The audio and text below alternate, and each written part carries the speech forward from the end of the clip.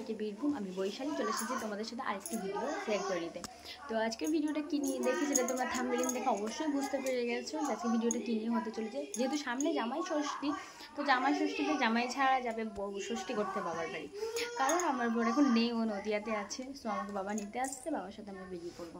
আমার মেয়েও রেডি হয়ে যাবে, আমিও রেডি হয়ে যাবো, বাবা আসলেই বেরিয়ে পড়বো। তো চলো।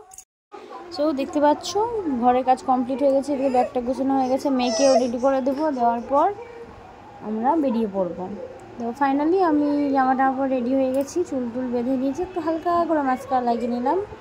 তো ফাইনাল লুক কমপ্লিট আমার। এবার আমি বেরিয়ে পড়বো। আর এই যে মেয়েকে রেডি করে দিয়েছি এদিকে, আর মেয়ে দেখতে পাচ্ছ আমার কাজ বাড়িয়ে চলেছে। তো বাবা এলেই বেরাবো, তা করতে করতে দেখছি বাবা চলে এসেছে, কাজ শেষ হয়েছে, বাবাও চলে এসেছে। এখন মালপত্র নিয়ে আমরা গাড়িতে উঠে যাবো। বাবা এই যে আস্তে আস্তে ডিকিতে সব মালপত্রগুলো তুলে ফেলছে। তো আমি বেরিয়ে গেছি, কি একটা বেশ ভুলে গেছিলাম, মনে পড়ছিল না। তো যাই হোক, এবার আমি বেরিয়ে পড়বো। বাবাও গাড়ি ছেড়ে দিল। আমাদের গন্তব্য এখন হচ্ছে পিসাবাড়ি। আমরা এখান থেকে বেরিয়ে একটু খাওয়া দাওয়া করে নেবো। খাওয়া দাওয়া করার পর আমরা সেখান থেকে বেরিয়ে যাব। সেখান থেকে আমরা চলে এসেছি হোটেলে ডাইরেক্ট, গাড়িটা রেখে পিসামশাই আমরা সবাই একসাথে, কারণ পিসামশাইও কালিয়াচকে ছিল, সেখান থেকে আমাদের সাথে উঠবে। তো আমরা এবার এখানে খাওয়া দাওয়া করে নেব। তো নিরামিষ খাচ্ছিল, আর বাবা যেহেতু শুক্রবার নিরামিষ খেয়েছে, আর আমরা ডিম নিয়েছি আমি আর পিসামশাই। তো দেখতে পাচ্ছ ভাত, তরকারি, পটল আলু, ভেন্ডি ভাজা, তারপর ডাল, পাঁপড় ভাজা, লঙ্কা, পেঁয়াজ, লেবু, এই যা দাই ভ্যারাইটিস টুকটাক দেওয়া হয়েছিলো। খাবারটা বেশ ভালোই ছিল। আর এরপরে আমরা আবার পিসার বাড়ির দিকে যাচ্ছি, কারণ মেয়েকে একটু খাইয়ে নেবো, একটু রেস্ট নিয়ে ওখানে খাইয়েটাই আমরা ওখান থেকে আবার বেরিয়ে যাব।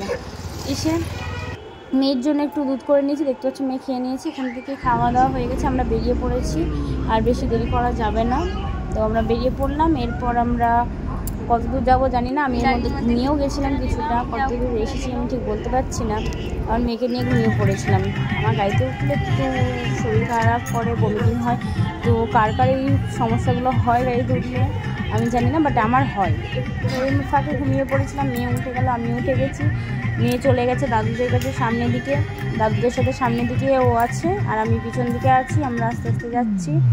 এরপর বাড়ি পৌঁছাবো, গিয়ে একটু আড্ডা মারবো। আজকে ওখানে শুনেছি ধুলোট আছে, তো সেই জন্য ধুলোটে খিচুড়ি খেতে যাবো। তো চলো তোমাদের সাথে সেই ভিডিওটাও শেয়ার করবো। মেয়ে সামনে দেখতে পাচ্ছ, দেখতে যাচ্ছে। এরপরে আমার কাছে চলে এসেছিলো, এসে ওর লেজ কাটছে, ভীষণ দুষ্টুমি করছিলো, এখানে আর ওখানে করছিলো, কোথাও ঠিকমতো থাকছিলো না।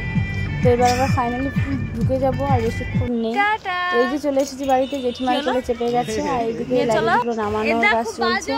এইদিকে মেয়ের মাসি, একটা মাসি ঢুকে গেল, বড় মাসি, সেজে মাসি নিয়ে দাঁড়িয়ে আছে, সেজে মাসি।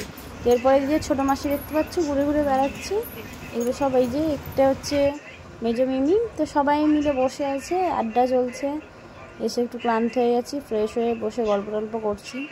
এরপর রাত্রেবেলায় দেখতে পাচ্ছ সামনে অনেক ভিড়, কারণ আমাদের ধুলোটের আজকে সব খাওয়া দাওয়া চলছে।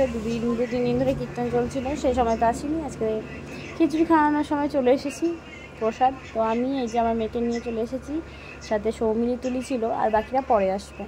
তো খাওয়া দাওয়ার পর্ব শেষ, শুভরাত্রি, পরের দিন দেখা হচ্ছে।